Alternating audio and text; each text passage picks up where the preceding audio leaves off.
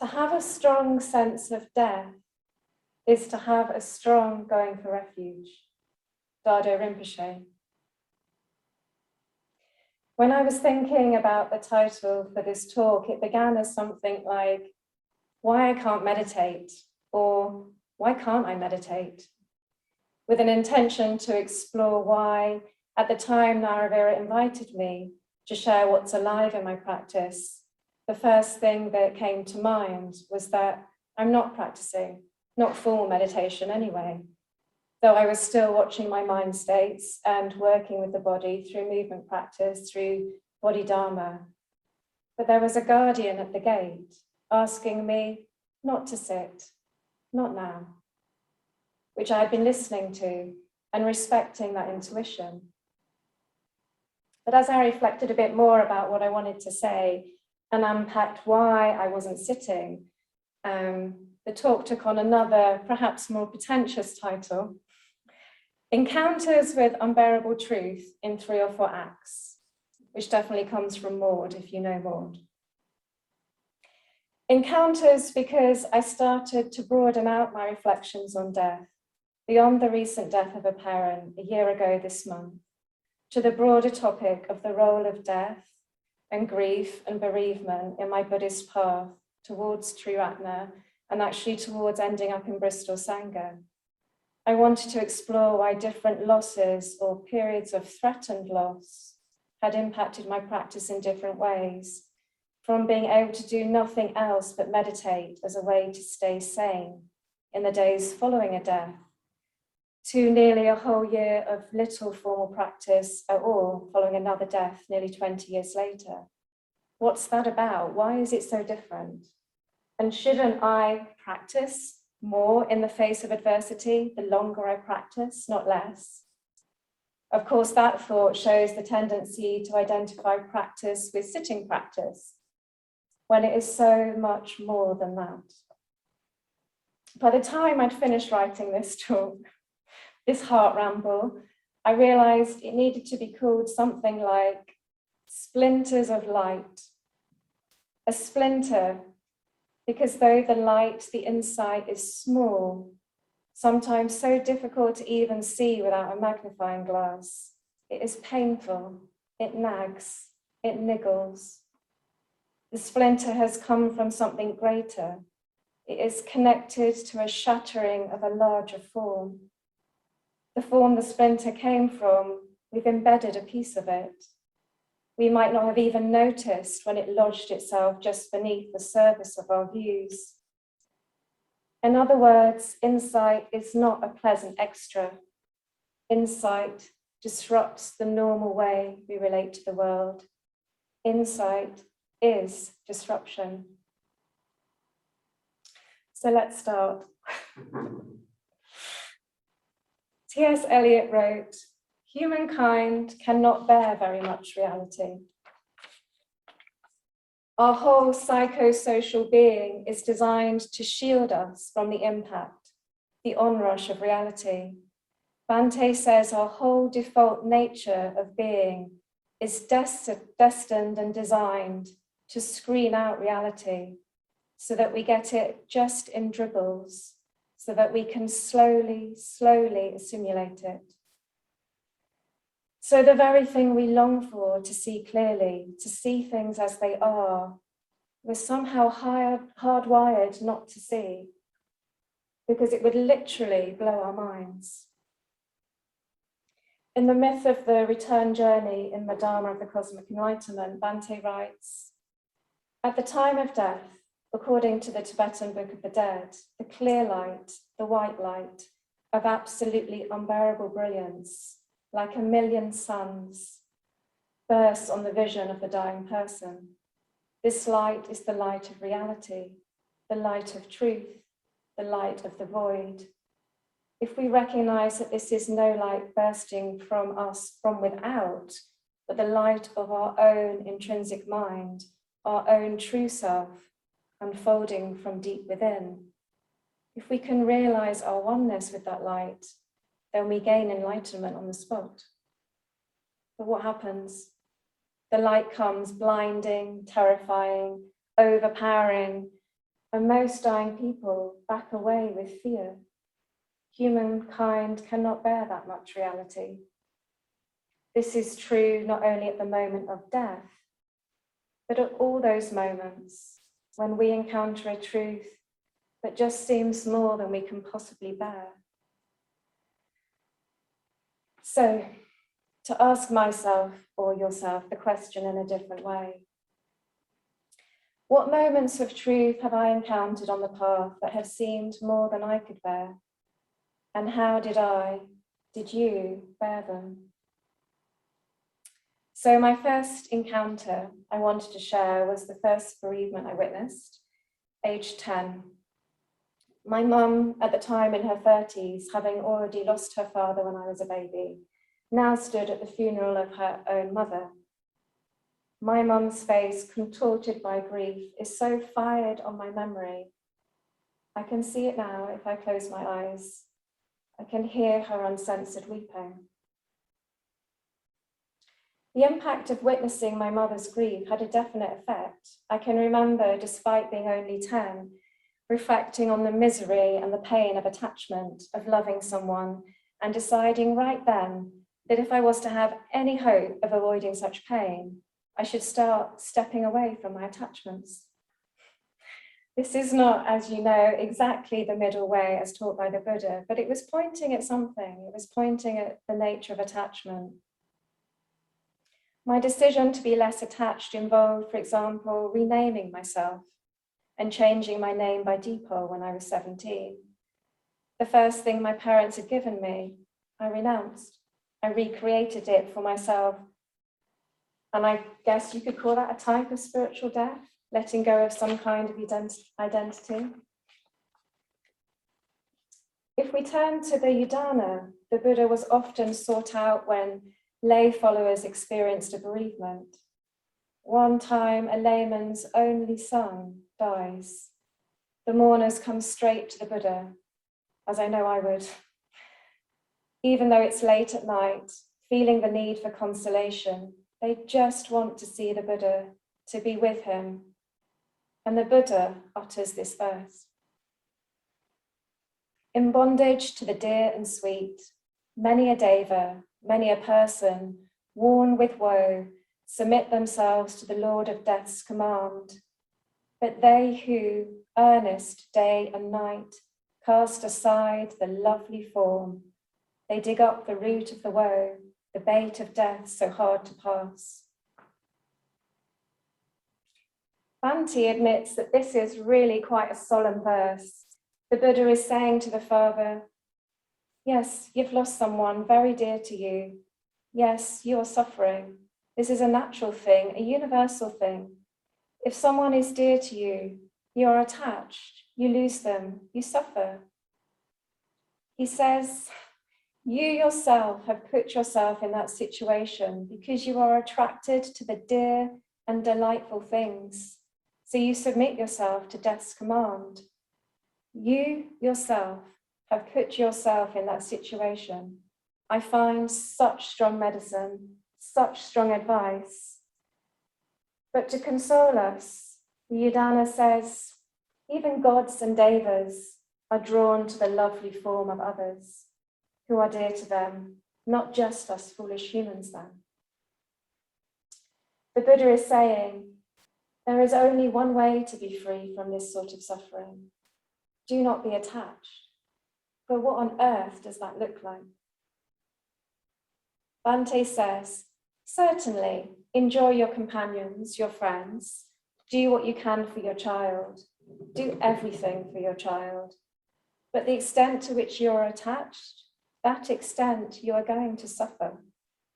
And here's the important part.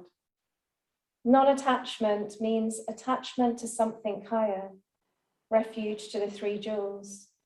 When someone dies, you can be quite sad, but you don't suffer because you aren't attached. You're attached to something higher.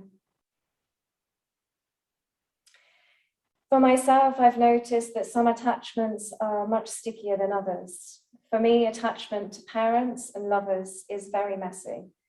There's a lot to untangle. But attachment to my children is clearer, It's more open. I find the pain in that attachment easier to bear because it feels in some way cleaner. It's not quite the right word, but that's the feeling. I'm hooked onto it, yes, but I slip away somehow. There's less attachment, though the love for my children is the deepest I've ever felt and the most satisfying. When my daughter was 3, she was diagnosed with a serious life-threatening illness. In every 3-week cycle, at least 10 days would be spent in a small hospital room, either receiving treatment or reacting to it. Child oncology is on the 7th floor of the Children's Hospital. During those 12 months, as well as attending study, my main practice whilst in hospital, apart from loving my daughter, was to chant Dhardo Rimpoche's mantra every time I walked up and down the 7 flights of stairs, no matter if I was crying, if I was exhausted, if I was running away from the experience. For the time I was walking up and down those steps, I sang. Cherish the doctrine, live united, radiate love. This opened my heart, it soothed, it connected me actually to the other parents on that 7th floor of the hospital, and it fed my faith. Non-attachment means attachment to something higher, refuge to something higher, is Bante's phrase. And it seems to me this requires of us to make an imaginative leap, to long for more. We need to imagine that more is possible. And so enters the mystery, the ritual corpus. And death brings with it great mystery and experiences that test and question what we think is real. So, the second encounter with the unbearable could have its own title. Something like, imagination as the bridge between becoming and ceasing when attachment to something higher is not really developed enough.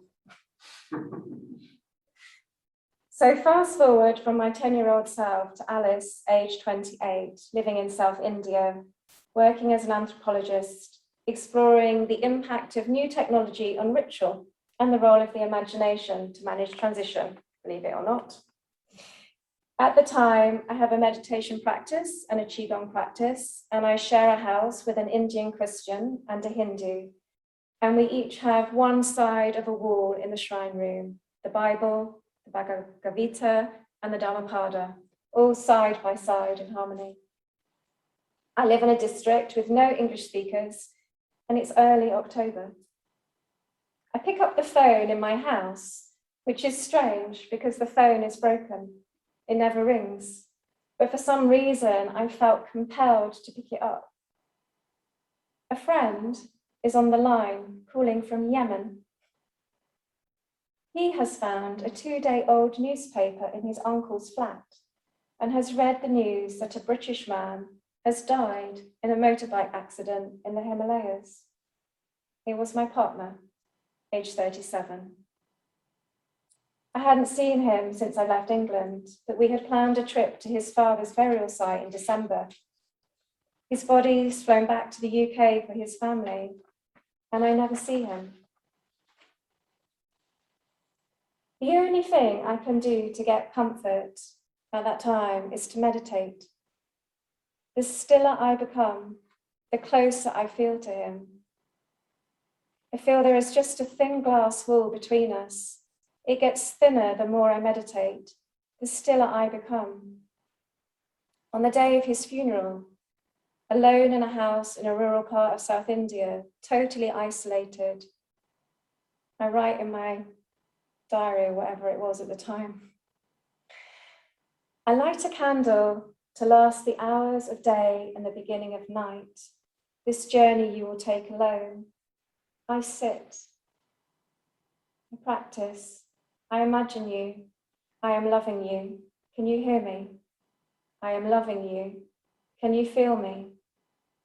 You sit in front of me, a mirror image. I can see you in this soft blackness. We are separated by a sheet of glass. Sometimes the glass is all mist. Sometimes you do not come. Sometimes I want to smash the glass. I raise my fist, I scream, but it is indestructible. Neither force nor decibels can alter it. It is stubborn, silent glass, catching shadows. It is my release and my sentence. There is no louder vision. Only these small glimpses offer remorse.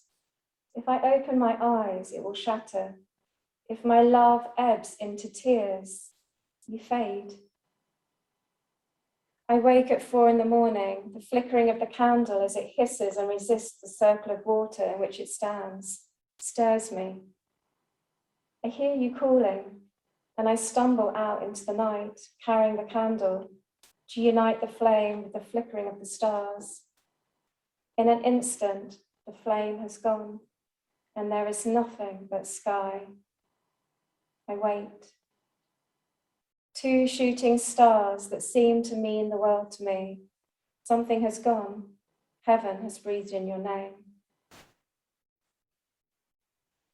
When returning to England 4 months later, pregnant with my son, I spent many years trying to make sense of this death in my practice. I travelled to his green burial site in Oxford and meditated on the earth. I conducted pujas there. I walked in circles, chanting Vajrasattva.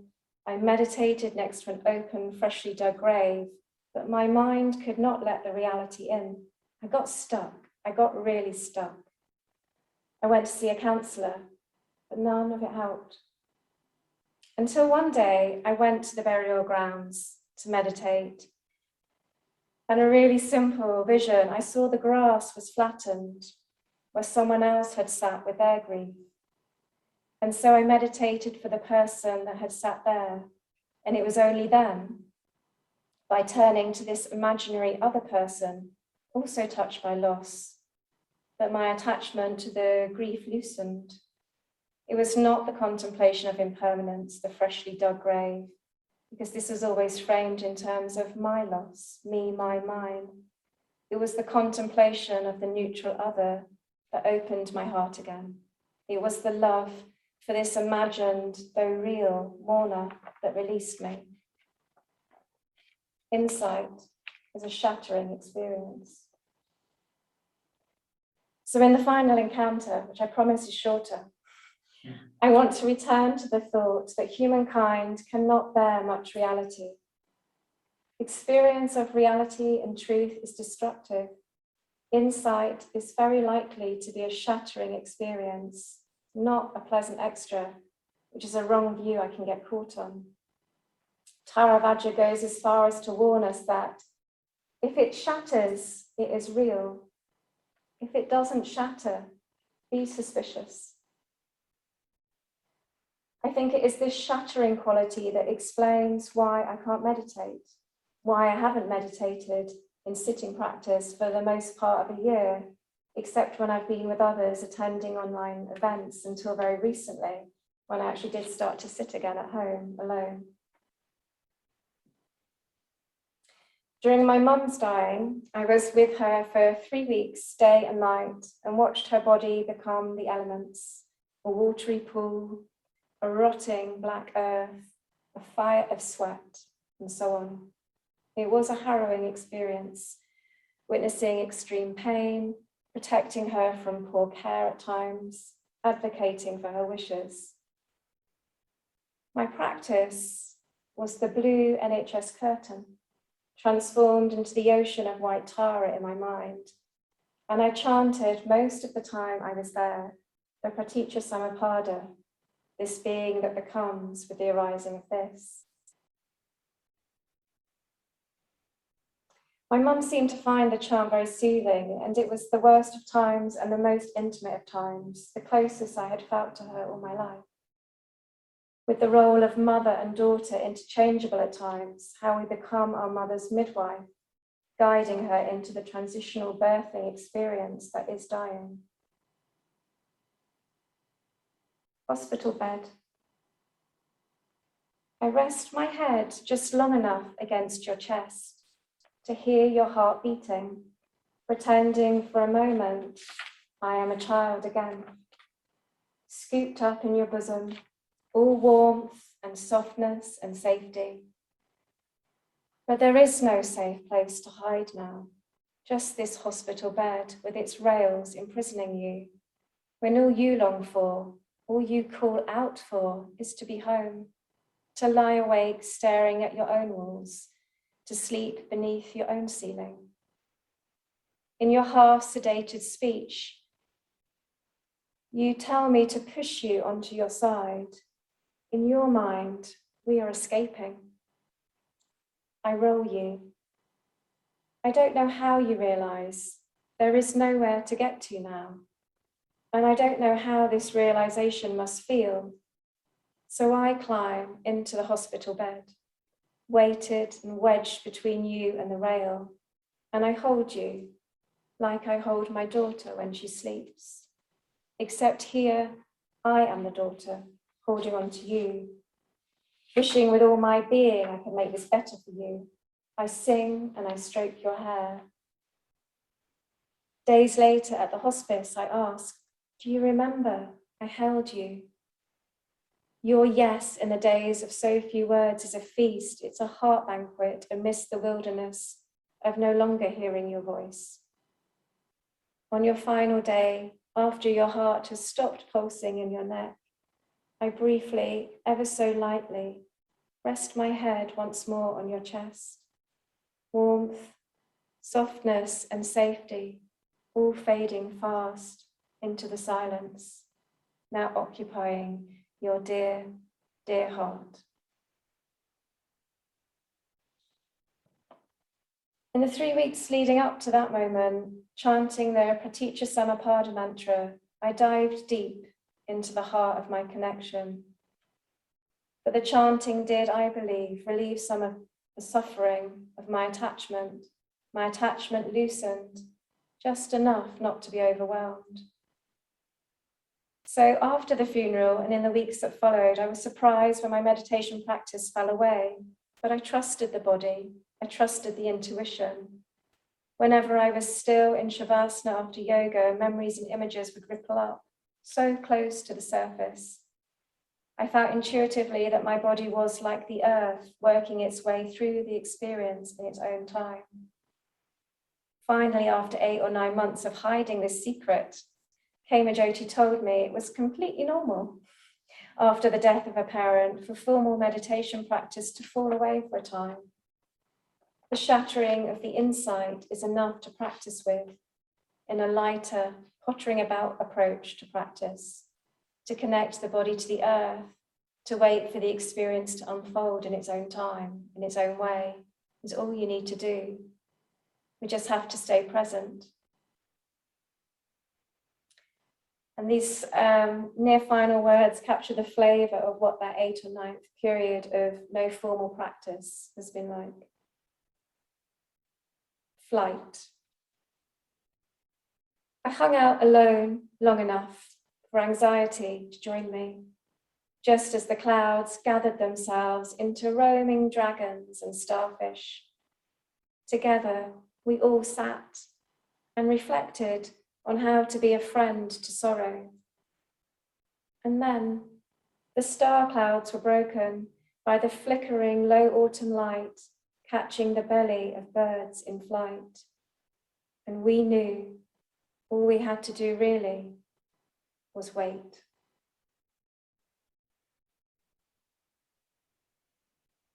If I can sit kindly and openly with uncomfortable experience without wishing for it to be changed, taking it in, then underneath the weight of that experience, the stone of dukkha pinning us down, is a beautiful revelation, a mini spark of insight, a splinter of light that is small enough for us to bear.